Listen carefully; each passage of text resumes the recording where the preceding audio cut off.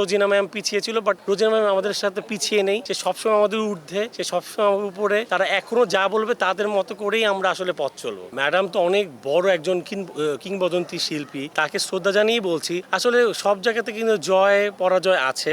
আমি মানে যদিও এটা বেয়াদবি হবে কিনা জানি না, ম্যাডামকে আমি ম্যাডামের উদ্দেশ্যেই বলছি। ম্যাডাম কিন্তু আমাদের প্যানেল থেকেই, ম্যাডাম যদি আসতো আমরা বেশি খুশি হতাম, বিকজ আমরা একটা প্যানেলে ছিলাম। অবশ্য ম্যাডামের মানে আমার মনে হচ্ছে যে আমি ভোটারদের মাধ্যমে যেটুকু বুঝেছি, আমি কিন্তু 573টা ভোট পাইনি, আমি কিন্তু 448টা ভোট পেয়েছি। বাকি ভোটগুলো কিন্তু আমি পাইনি, প্রায় 50% ভোট আমি পাইনি। তার মানে 50% মানুষ আমাকে গ্রহণ করেছে, 50% মানুষ আমাকে এখনো গ্রহণ করেনি। আমি ম্যাডামের কাছে আসার আগে একটা কথাই বলবো, যেই 50% মানুষ আমাকে ভোট দেয়নি তাদের উপর আমি আরো বেশি চিরকৃতজ্ঞ, বিকজ তারা আমাকে আরো স্পিডটা বাড়িয়ে দিয়েছে। বিকজ অফ নেক্সট 2 বছর আমি এমন কিছু কাজ করতে চাই তাদের জন্য, সেই জায়গার ভালোবাসাটা আমি ক্রিয়েট করতে পারি এবং তাদের কাছে আর ভোট চাইতে না হয়। জীবন অবাক না করলে কে করবে? 28% মিল্ক ফ্যাটের অবাক করার সাথে ফ্রেশ মিল্ক পাউডার। জীবন অবাক করুক প্রতিদিন। আমার তো 248টা ভোট মোটামুটি আমি তারা আমাকে ভালোবেসে জয়যুক্ত করেছে। বাকি যে ভোটগুলো আছে আমি আমার কাজের মাধ্যমে আমি তাদেরকে প্রমাণ দিব এবং তারা ভালোবেসে আমাকে নেক্সট টাইম ভোট দিবে, এই বিশ্বাস করি। এবার আমি কোশ্চেনে আসি, সেটা হলো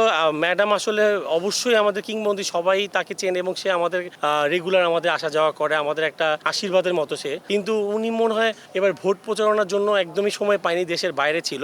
আমি যেই বলবো ইমোশনটা, আমি ভোটারদের জায়গায় আমি যেমন প্রায় 50% ভোট পাইনি, ওইখানে একটাই অনেকে আমাকে বলেছিল যে তুমি তো ভোট চাওনি। সো আমি কিন্তু তাদের কাছে আসলে ভোট চেয়েছি। অনেকের কাছে এমনও হয়েছে আমি ফোনে ভোট চাইনি, কিন্তু তার সাথে প্রতিদিন দেখা হচ্ছিল, কিন্তু ফোন আর SMS-টা তাকে করতে ভুলে গেছিলাম বলে সে কিন্তু আমাকে হয়তোবা ভোট দিয়েছে, অভিমান করে বলে তুমি ফোন তো করোনি। সো আমাদের মনে শিল্পীদের মধ্যে একটু ভালোবাসা তারা চায়, যে একটু বলবে কেমন আছো, একটু ভোট চাবো। এই কারণে হয়তোবা একটু রোজিনা ম্যাম পিছিয়ে ছিল, বাট রোজিনা ম্যাম আমাদের সাথে পিছিয়ে নেই। সে সবসময় আমাদের ঊর্ধ্বে, সে সবসময় আমাদের উপরে। তারা এখনো যা বলবে তাদের মতো করেই আমরা আসলে পথ চলবো।